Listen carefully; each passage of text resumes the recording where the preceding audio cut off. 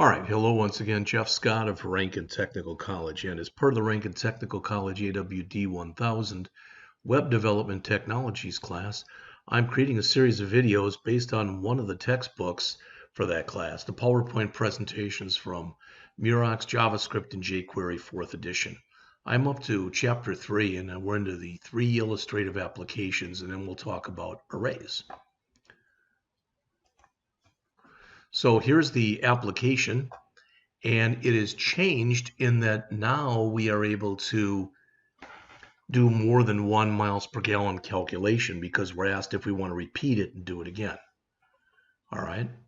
And if we say we do, it'll allow us to do so. Okay, so there's an example of 2 different calculations.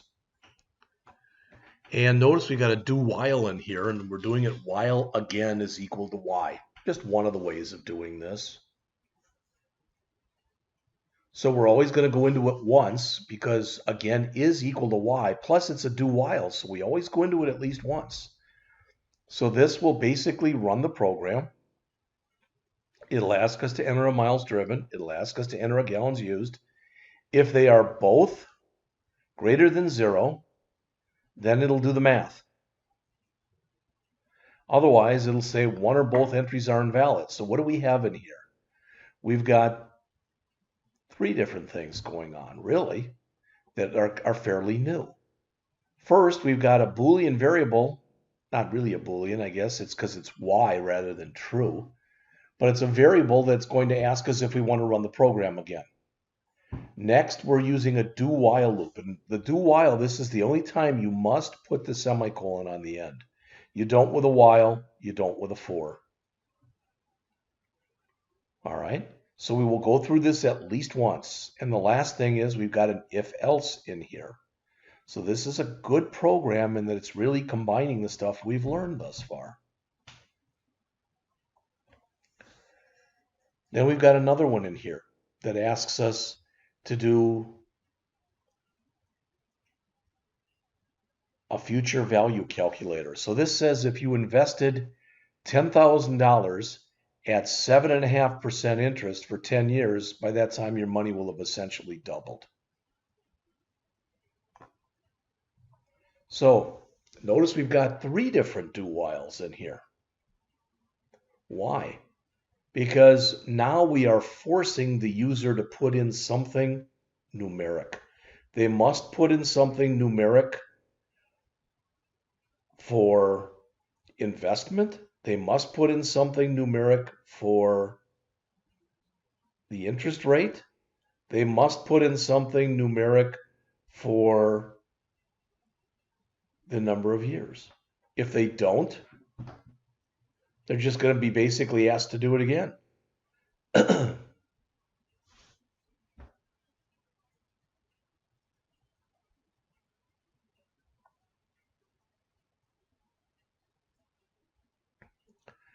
And here's the code for the future value. The key is the part in here. That's what figures out, how much money you've made. And finally, we've got the test. Now we can enter in as many test scores as we want to. When we're all done, we put in what's typically called an end value. Sometimes it's called a sentinel value. In here, the sentinel value is -1. That ends the program.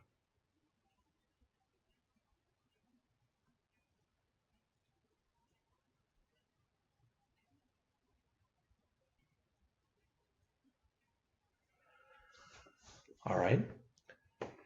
So we're asked, in this case, we've entered 4 test scores. And then when we're all done, we add them up and divide by the number of scores, in this case 4. So this allows us, by using this with a do while in this case, and even though they've used do whiles, all of these examples could have been done with while loops also. Now, this one could not be done with a for loop because we don't know in advance how many test scores you're going to enter. If we did know in advance how many test scores you were going to enter, then we could use a for loop. If we knew in advance, well, actually in this, we could do this in a for loop. for our future value.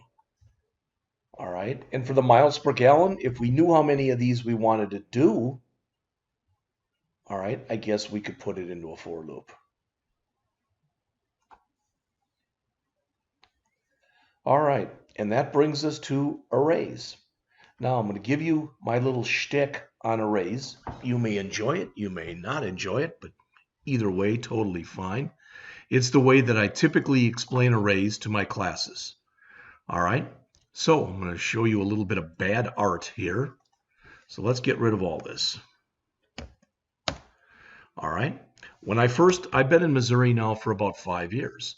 When I first moved to Missouri, I had an apartment for 2 years. My wife kept our house that we had in Rockton, Illinois, while my daughter was going to school. So I moved into an 8-person apartment. Now I'm going to cut down the size here cut it about in half. So instead of 36, let's make it 18. So 1, 2, 3, 4, 5, 6, 7, 8. Probably could have made it a little bigger, but it's totally fine. All right. So I actually did live in apartment 1. So that'd be Scott. Let's assume in apartment 2, Robert Black lived. In apartment 3, Mary White lived. In apartment 4, Sam Green lived. In apartment 5, let's see, we got black, white, green. Let's just say Max Stein lived. In apartment 6, Mary Jones lived. In apartment 7, Jane Smith lived. And in apartment 8, I don't know, Sally Blair lived. Okay, let me make this a little bigger. It'll work. There we go. So you can guess, or you can imagine that if somebody sent me a letter and it said Jeff Scott, let's assume this is at 123 Main Street, and let's assume that it's in Wentzville, Missouri, at 63385. That wasn't the apartment. Hell, I lived in it. It wasn't even the town, but you get the idea. That should get to me. And if somebody, what if they put in here apartment number 6? Is that going to go to me or is that going to go to Jones? I don't know. I mean, if they put this in, that should pretty much do it. Now, what if they put this in here? Brian King. Am I going to get that? Probably. All right, I don't know.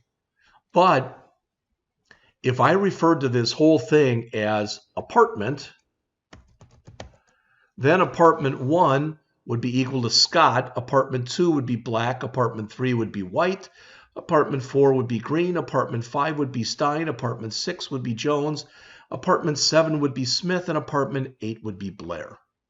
Okay, that should make sense. Except in computer terms, we always start at 0. So this would be 0, 1, 2, 3, 4, 5, 6, 7. Now, we could say apartment equal that, and that would make it an array. It's one variable that would be able to hold all of these. We could do it like that, or we could say,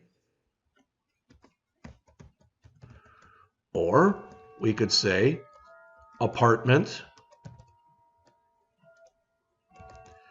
equal new array, and that would work as well. They would both work. Or we could do this. We could say apartment equal, and then I think we use curly braces here, Scott Black White Green Stein Jones, Smith, Blair. And that would work. All right. Well, what if I did it one of these two ways? And now I want to actually put these values in there.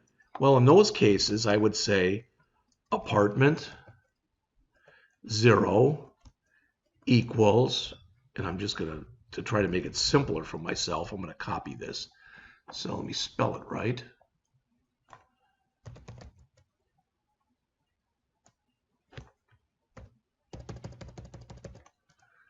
So 1, 2, 3, 4, 5, 6, 7. And again, this would be Scott, black, white, green, Stein, Jones, Smith, and Blair. So you have just been introduced to arrays.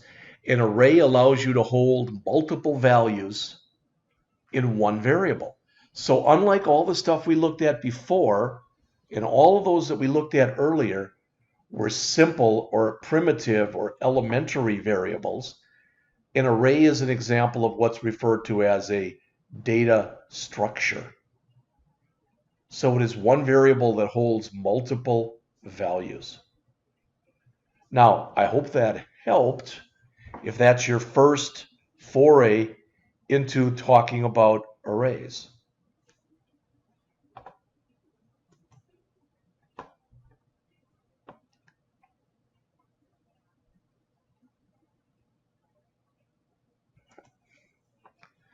So again, different ways that you can do that.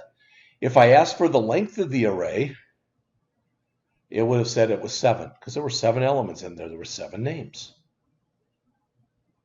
All right, this is how you refer to each of the elements. Remember, it's 0 base, so the first element is always element 0. One thing that differentiates an array in JavaScript from most other languages, is that this could have been, for example, I could have put in here 123. I could have put in here true, etc. So I can put in different data types if I want to do that. All right, change that back to green. You don't often do that, but there might be a real reason for doing it. All right, so let's see. I already mentioned the length to you, so you've seen that. Here's an example. This is one of their examples, and as it says in here, this example puts in, all right, there are 4 numbers put into an array, and this will add them. So it'll loop through the array. This is like we said here, sum equals 141.95. Sum equals 141.95 plus 212.25. Sum equals 141.95 plus 212.25 plus 411. Sum equals 141.95 plus 212.25 plus 411 plus 135.75. And it would display it. All right.